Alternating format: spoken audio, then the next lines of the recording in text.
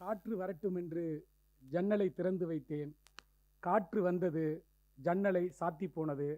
மகாகவி, ஈரோடு தமிழன்பன். இந்த நிகழ்ச்சிக்காக நான் இந்த அரங்கத்திற்குள் வந்தபோது இந்த மேடையில் ஒரு பூங்கா இருந்தது. இப்போது ஒரு பூந்தொட்டி மட்டும்தான் இருக்கிறது. ஆனால் இந்த அரங்கத்திற்குள் வரும்போது எனக்கு கடுமையான கோபம் தோழர் இக்பால் மேலே. உள்ள நுழையிறப்பவே என்னை வெறுப்பேற்றுற மாதிரி ஒரு வார்த்தை சொன்னார். எனக்கெல்லாம் பக்குன்னு ஆயிடுச்சு. அப்படியே இறங்கி போயிடலாமான்னு பார்த்தேன். தாத்தா அருள்னாரு. கிட்டத்தட்ட என்னையும் கொஞ்சம் நிமிந்து பார்த்துருந்தாருன்னா அப்படி தான் சொல்லியிருப்பார் போல இருந்தது. அது ஒரு பெரிய வன்முறையான சொல். அப்படிலாம் சொல்லாதீங்க யாரையும்.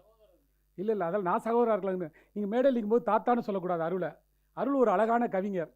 அவர் கவிதை புரியுதா இல்லான்னு ரமேஷ் தோழர் மாதிரி சொன்னது மாதிரி நான் சொல்ல போகிறதில்ல. ஆனாலும் கூட வயதால் யாரையும் அளவிட வேண்டாம். பேர குழந்தைகள் பிறந்து விட்டால் மட்டும் தாத்தாவாகியா விடுவோம்? இல்லை. அப்படி பார்த்தால் எங்கள் வரிசையில் கைத்தட்டுறாங்க ஒருத்தவங்க மட்டும். எங்கள் வரிசையில் தான் இக்பால் நிற்கிறாரு. எனக்கெல்லாம் யாரையுமே தாத்தான்னு சொல்லாதீங்க. அதற்கு ரொம்ப சரியான உதாரணம் எங்கள் தோழர் குமரேசன் தான். அவர் 90 வயசானாலும் அவர் மாமா தான். அவருக்கு இன்னொரு புனைப்பெயர். அவர் ஏன் அந்த பேரை வச்சாருன்னு எனக்கு ரொம்ப நாள் தெரியல. இப்போ தான் தெரியுது. தாத்தாவான பிறகு இந்த மாமாவாக இருப்பதற்கு புனைப்பெயர் கை கொடுக்கிறது. அதே மாதிரி இனிமேல் மாமான்னு ஆயிடலாமான்னு பார்க்குறேன். ரொம்ப ஒரு அழகான ஒரு நிகழ்வு. கொஞ்ச நேரத்துக்கு முன்னாடி என்னை பேச சொல்லியிருந்தேன். நான் திட்டலான்ட்டு இருந்தேன். ஏன்னா குழந்தைங்க அவங்க பாட்டுக்கு உட்காந்து ஓவியம் வரைஞ்சிக்கிட்டு இருக்காங்க. இங்கே பாட்டுக்கு ஒருத்தர் பேசிக்கிட்டு இருந்தால் அது எவ்வளோ பெரிய வன்முறை. அவன் பாட்டுக்கு அவன் வேலையை செய்கிறான். ஒன்றும் அவனை செய்ய விடணும். நம்ம பேசுவோமா, அவங்க வரைவாங்களா? அதுதாங்க சந்தோஷம். குழந்தைங்க அவங்க உலகத்துக்குள்ளே இயல்பாக போயிடுவாங்க. நம்மளால தான் போக முடியாது. இப்போ எனக்கு எல்லா குழந்தைங்களும் இருக்கப்போ என்னை பேச சொல்லியிருந்தா நான் பேச தடுமாறி இருப்பேன். ஏன்னா அவர்கள் உலகம் வேறவாக இருக்குது, நம்ம உலகம் வேறவாக இருக்குது.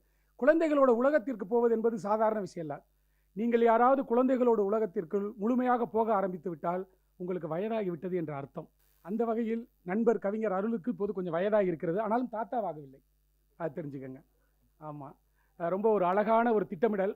நமக்கெல்லாம் 5 வண்ண பூ தெரியும். முதல்ல 5 விரல் பூவை காட்டியிருக்காரு. அதற்காகவே அருளை பாராட்டலாம். தோழர் ரமேஷ் சொன்னது மாதிரி அவரோட கவிதைகள் புரியலைங்கிற மாதிரி சொன்னீங்கல்ல. இல்லை, நீங்கள் உங்களுக்கு இன்னும் வயதாகலைன்னு அர்த்தம். இளைஞராகவே இருக்கீங்க. அருளோட கவிதைகள் வந்து ரொம்ப எனக்கு பிடிக்கும், ரொம்ப பிடிக்கும். அது அரசியல் சார்ந்து சமூகம் சார்ந்து எழுதக்கூடியவர். இந்த புத்தகத்துக்கு கூட பார்த்தீங்கன்னா குழந்தை உலக கவிதைகள்னு இருக்காரு. அந்த புத்தகத்தை நான் படித்தேன். அதில் ஒரு தப்பு இருக்குது. இது உலக குழந்தைகளுக்கான கவிதைகள், குழந்தை உலக கவிதைகள் இல்லை. உலக குழந்தைகளுக்கான கவிதைகளை தான் அருள் எழுதியிருக்காரு. ரொம்ப ஒரு அற்புதமான மனிதர். எனக்கு இந்த புத்தகத்தில், இந்த விழாவில் எனக்கு ரொம்ப பிடிச்சது, அப்பா கவிதை எழுத, பையன் முன்னுரை எழுத, பேத்தி ஓவியம் வரைஞ்சால, அதுதான் கொண்டாட்டம். என் வாழ்க்கையெல்லாம் அப்படி தான் முடியணும்னு பார்க்குறேன். நான் எழுதுகிற புத்தகத்துக்கு என் பையன் எழுத முடியாது, என் பொண்ணு முன்னுரை எழுத, என் பேத்தியோ பேரனோ அதுக்கு அட்டை ஓவியம் போட்டால் என் வாழ்க்கை முழுமையடைந்ததாக நான் நம்புவேன். அப்படி பார்த்தால் அன்பு கவிஞர் அருளின் வாழ்க்கை ஒரு முழுமையை நோக்கி வந்திருக்கிறது. அதன் கொண்டாட்டம் தான் இது. இந்த நிகழ்ச்சியோட அழைப்பை பார்த்தோன்னே என்னோட நண்பர்கள் கேட்டாங்க, இது என்ன பொருத்தமே இல்லாமல் இருக்குது, சுதந்திர 80வது சுதந்திர தினம், அதை பற்றி ஏதாவது நிகழ்ச்சி நடத்தலாம், திடீர்னு என் குழந்தைய கொண்டு வர்றாருன்னு நான் கொஞ்சம் நேரம் யோசிச்சு பார்த்தேன். நல்ல கேள்வி கேட்டாங்கன்னு கொஞ்சம் யோசிச்சு நமக்கு கொஞ்சம் விஷயம் இருக்குல்ல சொன்னேன். இல்லை அப்படி சொல்லாதீங்க, உலகத்திலே சுதந்திரமானவர்கள் குழந்தைகள், அதனால தான் சுதந்திர தினத்தன்னைக்கு குழந்தைகளுக்கு நிகழ்ச்சி வச்சிருக்காருன்னு கொஞ்சம் நேரம் சமாளித்தேன். நீங்கள்லாம் முறைச்சி பார்க்குறத பார்த்தா நீங்களாம் புரிஞ்சுக்கலன்னு நினைக்கிறேன். அப்படி ஒரு 80வது சுதந்திர தின விழாவில் குழந்தைகளுக்கான ஒரு நிகழ்ச்சியை ரொம்ப அழகாக ஒருங்கிணைச்சிருக்காரு. ஒரு கதையோடு முடிக்கலான்னு ஆசைப்பட்றேன். அதுக்கு முன்னாடி எனக்கு நிறைய பெற்றோர்களாக இருக்கிறதுனால கவிஞர் கலீல் ஜிப்ரான் சொன்ன ஒரு வரிகளை நான் அடிக்கடி நினைவுபடுத்துவேன். உங்கள் குழந்தைகள் உங்கள் குழந்தைகள் அல்ல, உங்கள் வழியாக இந்த பூமிக்கு வந்தவர்கள் அப்படின்னு இருப்பார் கலீல் ஜிப்ரான். அது ரொம்ப சத்தியமான வார்த்தைகள். ஏன்னா பெரும்பாலும் நம்ம எப்படி நினைக்கிறோம்னா, நம்ம குழந்தைய, நம்மளோட கனவுகளை, நம்ம என்ன படிக்க முடியாமல் போச்சு, நமக்கு என்ன கிடைக்க முடியாமல் போச்சு, அதெல்லாம் குழந்தைகள் மூலமாக கிடைக்கணும்னு நினைப்போம். அது யதார்த்தம் கிடையாது. நம்மை போலவே நம் குழந்தைகளுக்கும் கனவுகள் இருக்கும். அதை நம்ம பல வீடுகளில் புரிஞ்சுக்கிறதே இல்லை. அதை எப்போது புரிந்து கொள்ள துவங்குகிறோமோ அப்போதுதான் குழந்தைகளோடு சேர்ந்து வாசிக்கிற, குழந்தைகளை கொண்டாடுகிற ஒரு பெற்றோர்களாக மாறுவோம். ஆனால் இன்றைக்கு சூழல் அப்படி இல்லை என்பதுதான் யதார்த்தம். அதை மாற்றுவதற்கான முன்னெடுப்புகளை தான் தமிழ்நாடு முற்போக்கு குழந்தைகள் கலைஞர்கள் சங்கம் போன்ற அமைப்புகள் தொடர்ச்சியாக முன்னெடுத்துட்டு வர்றாங்க. அதன் ஒரு பகுதியாக தான் இந்த நிகழ்வையும் நான் பார்க்குறேன். ஒரே ஒரு கதை, அண்ணன் உதயசங்கர் அண்ணன் சொன்னது தான். அவர் மொழிபெயர்த்ததுனால அதை மறந்துட்டார். அதை கொஞ்சம் ஒழுங்காக சொல்லிட்டு போகலான்னு பார்க்குறேன். நான் வந்து தொடர்ச்சியாக கதை கவிதைகள் எழுதி கொண்டிருந்தால்தான் நான் எதுனாலும் சுருக்கமாக இருக்கணுங்கிறதுல தெளிவாக இருப்பேன். அதனால தான் கொஞ்சம் குழந்தைகளுக்கு பிடிச்ச ஆளாயிட்டேன். இன்னைக்கு காலையில் கூட ஒரு நிகழ்ச்சி போனேன். நண்பர் சொன்னார், மாமாடா தெரியுமா? தெரியாது அப்படிங்கிறார். இந்த குட்டி குட்டியாக கவிதை எழுதுவார். ஓ அவரான்னா, அப்பா பொழைச்சும்டா, தமிழ் இலக்கியம் நம்மளை மறந்துடாதுன்னு. ஏன்னா கொஞ்சமாக எழுதுங்கிறத நம்ம குழந்தைகள்கிட்ட தான் கற்றுக்குறோம். ரொம்ப நேரம் பேசுனீங்கன்னு வச்சுங்களேன், குழந்தைங்க என்ன சொல்லுவாங்க தெரியுமா? என்ன சொல்லுவாங்க? அறுக்கிற அறியான்ட்டுருவாங்க. அதனால் சுருக்கமாக பேசுங்க, தெளிவாக பேசுங்கிறத நம்ம இன்னும் குழந்தைகள்கிட்ட தான் கற்றுக்கிட்டு இருக்கோம். அந்த வகையில் அந்த அபிமன்யு என்கிற கேரளாவை சேர்ந்த அந்த 6 வயசு பையன் எழுதின கதை வந்து என் வாழ்க்கையில் நிறைய மாற்றிச்சு. அதை மொழிபெயர்த்தவர் அண்ணன் உதயசங்கர். ஒருவேளை 25 ஆண்டுகள் ஆனதுனால அதை மறந்துட்டார் நினைக்கிறேன். ரொம்ப அழகான கதை. அந்த புத்தக கதை சொன்னார்ல, அதை போகிற போக்கில் ஒரு வரி கதையாக்கிட்டாரு. ரொம்ப ரசனையான கதை. அந்த கதை படிச்சிங்கன்னா தெரியும். ஒரு வசதியான ஒருத்தன் அழகாக வீடை கட்டிடுவான், சமையலறை படுக்கை அறை மாதிரி புத்தகத்துக்கு ரேக்கும் வச்சிருவான். அழகாக புத்தகத்தை வாங்கிட்டு வந்து அடித்து கண்ணாடி தடுப்பு போட்டு மூடிடுவான். பார்த்தா அந்த கண்ணாடி தடுப்புக்குள்ளே புத்தகங்கள்லாம் புழுங்கு ராத்திரில. அடப்பாவி, இவன் மட்டும் ஏசியில் படுத்திருக்கான், நம்மளை கண்ணாடிக்குள்ளே போட்டுட்டானடா, எப்படியாவது தப்பிச்சு போகணும்னு குழந்தைங்க தினமும் இரவு பேசிக்கிட்டே இருக்கும். அதுக்கு வாய்ப்பு இருக்காது.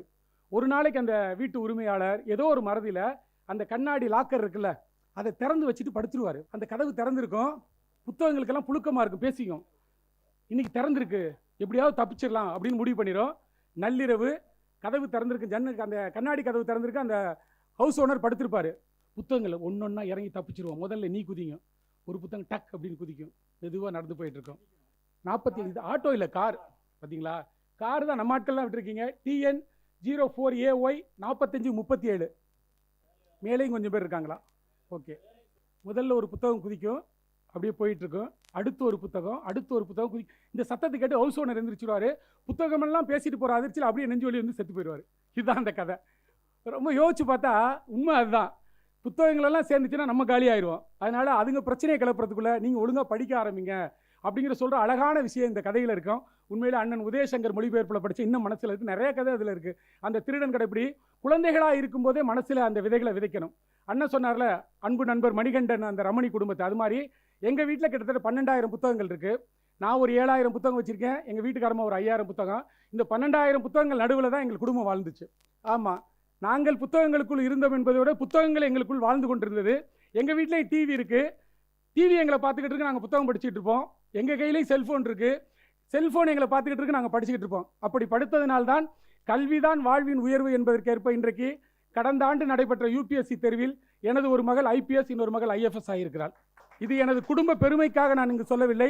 புத்தக வாசிப்பு என்பது எங்களை உயரமாக்கி கொடுத்துருக்கிறது. அதனால தான் புத்தகத்தை வந்து படின்னு சொல்கிறாங்க. வாழ்க்கையில் உயர வேண்டுமென்றால் படிப்படியாக முன்னேற வேண்டும். அப்படி கல்வியிலும் வாழ்க்கையிலும் உயர வேண்டுமென்றால் புத்தகங்களை படிக்க வேண்டும் என்பதுதான் செய்தி. அந்த செய்தியின் மையம்தான் இன்றைக்கு நடைபெற்று கொண்டிருக்கிற இந்த நிகழ்ச்சி. சுவாசிப்பதால் வாழ்கிறோம், சுவாசிப்பதால் வாழ்கிறோம், வாசிப்பதால் மட்டும்தான் வளர்கிறோம் என்கிற உண்மையை பெற்றோர்கள் ஒவ்வொருவரும் புரிந்து கொள்ள வேண்டும். பல வீடுகளில் நான் பார்த்துருக்கேன், அப்படி என்ன சார் புத்தகம் படிக்கிறனால எங்கள் குழந்தை ஸ்கூலில் நல்லா தானே படிக்கிறாம்பாங்க. பாட புத்தகங்கள் படிப்பது என்பது வேறு, அதையும் தாண்டி சமூக கலை இலக்கிய புத்தகங்களை படிப்பது என்பது வேறு. ரெண்டுக்குமான வித்தியாசத்தை முதல்ல நம்ம புரிஞ்சுக்கணும். அதற்கு முதல்ல பெற்றோர்கள் படிக்கணும். அதுதான் அண்ணா உதயசங்கர் அண்ணா ரொம்ப அழகாக சொன்னார். ஏன்னா நம்ம கையில் புத்தகம் எடுக்கிற பழக்கமே நம்மக்கிட்ட அறவே இல்லை. நம்ம உட்காந்து டிவியில் பார்த்துட்டு குழந்தைய போய் ஒரு ரூமில் போய் படினா ஒரு குழந்தையும் படிக்காது. நான் முதல்ல புத்தகம் எடுக்கணும். சின்ன வயசில் கேட்டோம்ல குரங்கு கதை, குல்லாவை காப்பாற்றணும்னு என்ன பண்ணணும்? நம்ம தலையில் இருக்க குல்லாவை போடுற மாதிரி முதலில் பெற்றோர்கள் கையில் புத்தகத்தை எடுத்தால் குழந்தைகளும் படிப்பார்கள். அப்படி புத்தகங்கள் படிக்கிற பெற்றோர்களாக நீங்கள் மாறினால்தான், ஒரு கவிஞன் சமீபத்தில் எழுதியிருக்கானே, எல்லா நாடுகளும் வரைபடத்தில் இருக்கிறது, தமிழ்நாடு மட்டும்தான் திரைப்படத்தில் இருக்கிறது என்று. அப்படி தமிழ்நாடு திரைப்படமாக இல்லாமல் தமிழ்நாடாக இருக்க வேண்டும் என்றால் வாசிக்கிற குழந்தைகளாக நம் குழந்தைகளை உருவாக்குவோம் என்று சொல்லி நிறைவாக மகாகவி இக்பால் சொன்ன ஒரு கவிதை வரிகளோடு எனது உரையை நிறைவு செய்கிறேன். இளம்பிறையே, இளம்பிறையே வருந்தாதே, உனக்குள் தான் ஒரு பூரணச்சந்திரன் புதைந்து கிடக்கிறான். நன்றி.